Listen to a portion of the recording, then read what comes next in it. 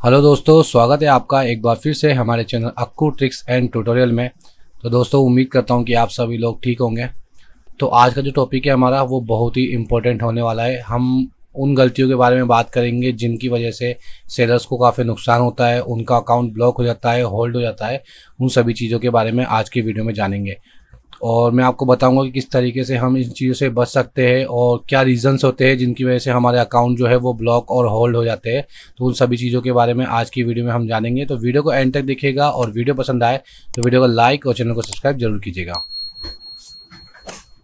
तो दोस्तों, हमारा ये एक अकाउंट है। इसमें आप देख सकते हो कि हमने लास्ट 30 डेज़ के अंदर 6,500 ऑर्डर जो है वो डिस्पैच किए हुए हैं और इसकी हमारी जो कंडीशन है अकाउंट की वो भी काफ़ी अच्छी है। आप देख सकते हैं हमारी जो सेल्स है, इसको मैं एक बार रिफ्रेश कर देता हूँ।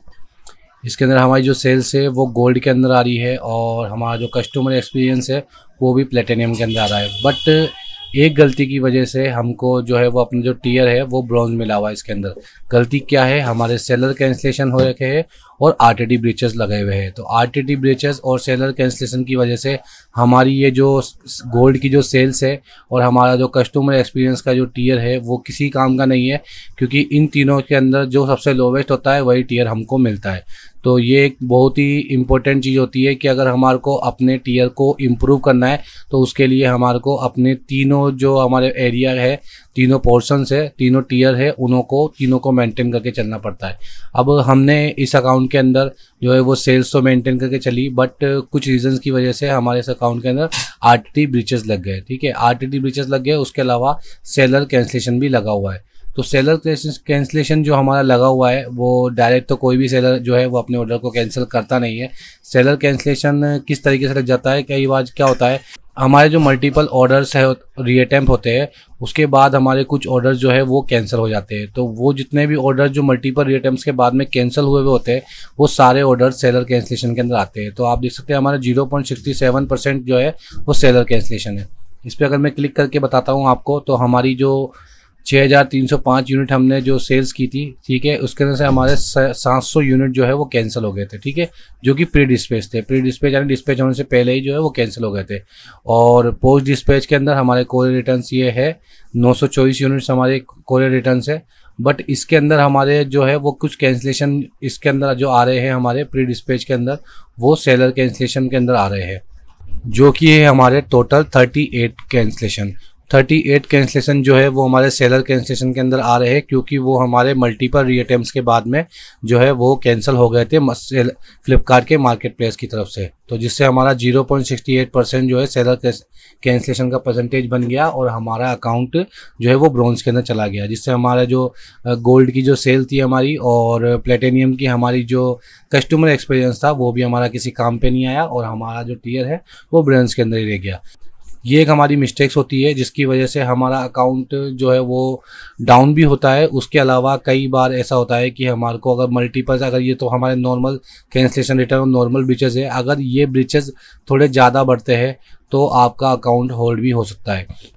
तो अगर आप फ्लिपकार्ट सेलर पे अपने प्रोडक्ट को सेल करते हो तो आपको इस चीज़ का ध्यान रखना है कि जब भी आप अपने ऑर्डर को प्रोसेस करें तो कोशिश करें ज़्यादा से ज़्यादा जो है वो सेलर कैंसिलेशन से बचे और हमारे जो ब्रीचेस है उनसे बचे, रीअटेम्प्ट से बचे। इन सभी चीज़ों से हमको बचना जो है वो ज़रूरी है। तो ये कुछ मिस्टेक्स होती है जिनकी वजह से जो हमारे अकाउंट्स है वो ब्लॉक होता है। तो अब मैं आपको बताता हूँ इस अकाउंट के अंदर, ये हम होम पेज के अंदर गए। अभी आप देख सकते हैं हमारा योर अकाउंट इज़ होल्ड। हमारा जो अकाउंट है वो इस वक्त होल्ड हो चुका है। वो किस रीज़न की वजह से होल्ड हुआ है उसके बारे में आपको बताता हूँ। व्यू रीज़न पे हमने क्लिक किया, ठीक है, तो हमारा ये अकाउंट जो कि अक्टूबर 17, 2024 को जो है वो होल्ड हुआ था, seller resource to delivery fraud. इसके अंदर हमारे को जो है वो रीज़न आया है कि हमने डिलीवरी फ्रॉड किया है। तो डिलीवरी फ्रॉड के अंदर क्या हुआ है, इसका मतलब ये नहीं है कि हमने डिलीवरी के साथ में कोई फ्रॉड वगैरह किया है। तो फ्लिपकार्ट सेलर अकाउंट की तरफ से हमारे को रीज़न दिया गया है अकाउंट को होल्ड करने का, कि आपका अकाउंट जो है वो पेंडिंग होल्ड के अंदर डाल दिया गया है, कि इन्होंने पाया है कि हमने जो प्रोडक्ट शिप किए हैं वो यूज्ड प्रोडक्ट शिप किए हैं, ठीक है। उसके अलावा हमारे कुछ मिसमैच प्रोडक्ट्स है, यानी जो प्रोडक्ट्स हमने कस्टमर को शो करा है और उसके अलावा कोई दूसरा प्रोडक्ट कस्टमर को मिला है।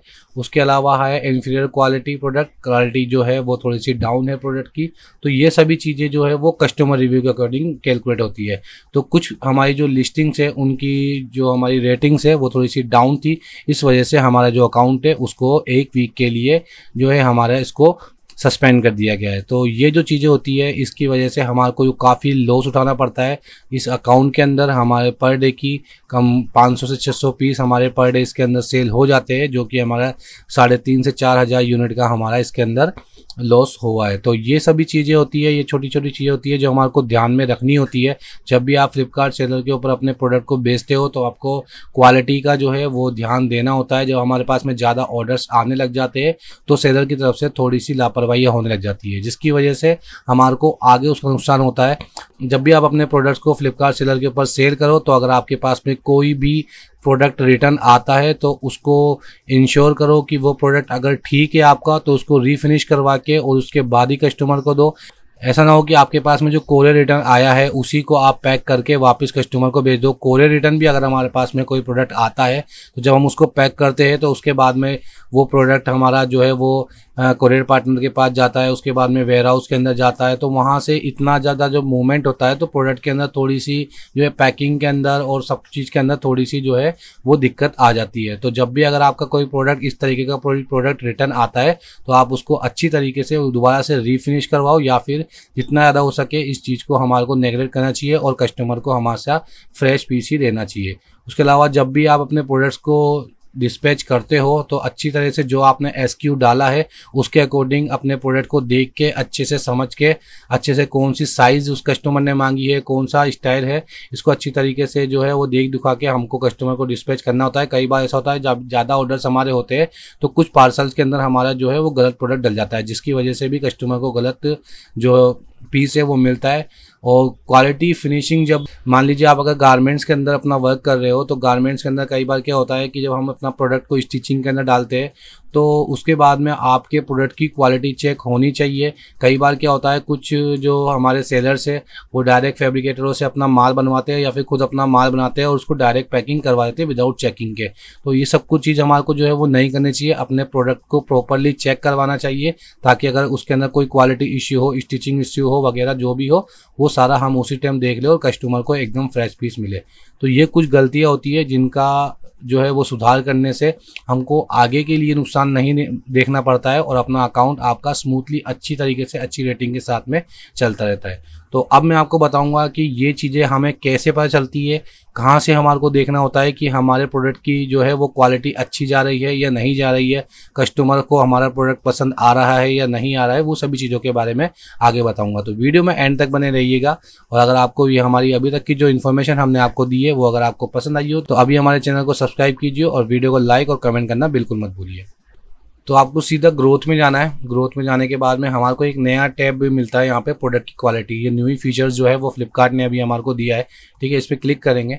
इस पर क्लिक करने के बाद में आपको आपके प्रोडक्ट की जो रेटिंग हमारी आ रही है, जैसे हमारा जो सेलर स्कोर है वो 3.9 आ रहा है आउट ऑफ 5 के अंदर से, ठीक है। ये जो है वो एवरेज ठीक ठाक होता है, ठीक है। तो व्यू डिटेल पे हम जाएंगे तो आप देख रहे हो कि हमारी एवरेज प्रोडक्ट रेटिंग है वो आ रही है 4.0, ठीक है। हमारे क्वालिटी रिटर्न्स आ रहे हैं 5.3% और डैमेज और डिफेक्टिव रिटर्न्स जो हमारे आ रहे हैं वो 0.3% हमारे आ रहे हैं। तो ये जो है वो नॉर्मली इस हिसाब से तो ठीक है। तो जब हम ऑल ओवर अपने प्रोडक्ट की रिटर्न्स वगैरह को देखते हैं तो उसके लिए हमारे को नीचे बॉटम के अंदर हम जाएंगे तो यहाँ पे आप देख रहे हैं कि हमारी जो 53 लिस्टिंग्स है जिसके अंदर स्टिचिंग इश्यू है, ठीक है। तो ये कहाँ से मेजर करता है, ये हमारी जो रेटिंग है उसके अकॉर्डिंग फ्लिपकार्ट मेजर करता है और हमारे को उसका डाटा निकाल के देता है। तो 35.86% जो हमारे जो रिटर्न्स है वो लगभग सारे हमारे स्टिचिंग इश्यू की वजह से है, जिसके अंदर 109 कस्टमर्स ने हमारे को जो है इसके लिए रिपोर्ट किया है। वो 3.86 की हमारे की एवरेज रेटिंग हमारे को इसके अंदर मिली है। तो 35% लगभग हमारा ये 36% हो गया। तो ये काफ़ी जो है वो ज़्यादा होता है एक सेलर के लिए। अगर इतना रिटर्न आपके प्रोडक्ट पर आता है तो आपको जो है वो बहुत ही ज़्यादा लॉस होता है। तो इसके अंदर हमारा जो 4.6K का ये बिजनेस रिस्क बता रहा है, लेकिन हमारा इससे भी ज़्यादा इसके अंदर लॉस हुआ है। तो यहाँ पर आपको नीचे व्यू इश्यू टू इम्प्रूव, ठीक है। तो यहाँ पर आप देखेंगे तो आपको टोटल लिस्टिंग्स आपको यहाँ पे शो कर देगा कि आपकी कौन कौन सी लिस्टिंग के अंदर कितना कितना इश्यू आ रहा है और कितना कितना लॉस आपको हुआ है। तो हमारी ये वाली जो एक लिस्टिंग है इसके अंदर हमारे को स्टिचिंग इश्यू आ रहा है, ये वाली लिस्टिंग में भी स्टिचिंग इश्यू आ रहा है, ये सारी जितनी भी लिस्टिंग्स हमारी आ रही है इन सभी के अंदर हमारा जो है स्टिचिंग इश्यू आ रहा है। ऐसे हमारे पास में 5 पेजेस है, ठीक है। तो 5 पेजेस के अंदर आप देख सकते हो कितनी सारी हमारी जो लिस्टिंग्स है, टोटल 53 लिस्टिंग्स है हमारी जिसके अंदर हमारा स्टिचिंग इश्यू आ रहा है। उसके बाद हम देखते हैं कि हमारी 10 listings with quality not at expected, ठीक है। यानी जैसा कस्टमर ने एक्सपेक्ट किया था वैसी क्वालिटी कस्टमर को मिली नहीं है। उसको फैब्रिक जैसा उसने सोचा था कि भाई ऐसा फैब्रिक आएगा, ऐसा प्रिंट आएगा, वैसा कस्टमर को मिला नहीं है। तो ये भी एक जो है वो एक रीज़न है जिसकी वजह से कस्टमर ने हमारे प्रोडक्ट को रिटर्न किया है। जो है हमारा 14.46% यानी 14.5%, जो कि ज़्यादा नहीं होता है। नॉर्मली जो है फ्लिपकार्ट का रिटर्न 20 से 25% तक रहता है, ठीक है। और अगर आप हाईएस्ट अगर रिटर्न मानो तो 30% तक जो है वो नॉर्मल होता है, लेकिन 30% से ऊपर हमारा हाई रिटर्न के अंदर आता है, ठीक है। 30% रिटर्न तो कस्टमर का जो है वो हमारे सेलर का आता ही आता है। तो हमारे जो नॉट एक्सपेक्टेड इश्यू है वो थोड़ा ठीक है। उसके अलावा 44 लिस्टिंग है हमारा आफ्टर वॉश इश्यू। तो 20.72% जो हमारी जो लिस्टिंग्स है वो उसके अंदर आफ्टर वॉश का कोई इश्यू आ रहा है। तो हमारे को इंश्योर करना चाहिए कि हम जिससे भी कोई अपना प्रोडक्ट जो है प्रिंट करवा रहे हो तो उसके लिए हमारे को अच्छी प्रिंटिंग क्वालिटी वगैरह यूज़ करनी चाहिए। या फिर अगर आप किसी अदर कैटेगरी के अंदर वर्क कर रहे हो तो आपको उसके अंदर भी यूज़ करना चाहिए कि आपका कस्टमर यूज़ करने के बाद में आपका प्रोडक्ट अच्छा चल जाए, ठीक है। उसके अलावा 15 listing with different product receive, ये हमारा जो है वो डिस्पैचिंग का इश्यू है जिसके अंदर प्रोडक्ट कभी कभार सेलर से गलती हो जाती है कि कोई और प्रोडक्ट का ऑर्डर था और वो गलती से कोई और प्रोडक्ट गलत जो पैकिंग है उसके अंदर डाल देता है। तो 5.59% जो कि बहुत ही लो है, ये हमारा इसके अंदर जो है वो डिफरेंट प्रोडक्ट का इश्यू आया हुआ है। उसके अलावा 11 listing with damage product receive है। 11 लिस्टिंग के अंदर हमारे को जो है वो 11 कस्टमर्स ने रिपोर्ट किया है कि आप उनके पास में डैमेज प्रोडक्ट मिला है। तो ये जो कुछ हमने आपको स्टेप्स बताए हैं इन सब चीज़ों को आपको रेगुलर बेसिक के ऊपर चेक करना होता है ताकि आपको ध्यान रहे कि आपको किस चीज़ के ऊपर वर्क करना है, कहाँ पे सुधार करना है, अपने अकाउंट को कैसे एक लेवल तक हमारे को बनाए रखना है, ठीक है। तो ये सब चीज़ें आपको हमेशा ध्यान में रखनी है। उसके अलावा बैक प्रैक्टिस है, ठीक है। उसके अलावा यहाँ पे आपको जो है वो कैटेगरी वाइज आपको सब कुछ चीज़ें मिल जाएगी। कैटलॉग एंड क्वालिटी का इंसाइट जो कि आपको regular time to time base के ऊपर इसको चेक करना होता है, तभी आप अपने अकाउंट्स को जो है वो ब्लॉक होने से और होल्ड होने से बचा सकते हो। उसके अलावा मल्टीपल रीअटेम्प्ट्स, मल्टीपल ब्रीचेस की वजह से भी आपका अकाउंट होल्ड होता है।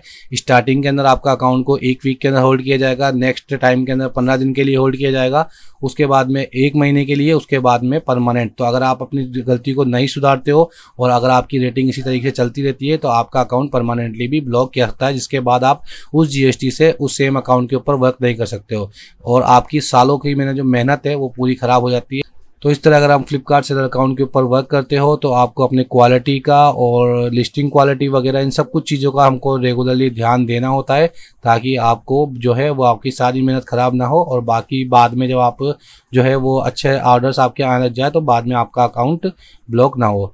तो आज के लिए बस इतना ही। उम्मीद करता हूँ कि वीडियो आपको पसंद आया होगा। वीडियो पसंद आया हो तो वीडियो को लाइक और चैनल को सब्सक्राइब करना बिल्कुल मत भूलिएगा। मिलते हैं हम अपने अगले वीडियो के अंदर, जब तक के लिए बाय, अल्लाह हाफिज़ एंड टेक केयर।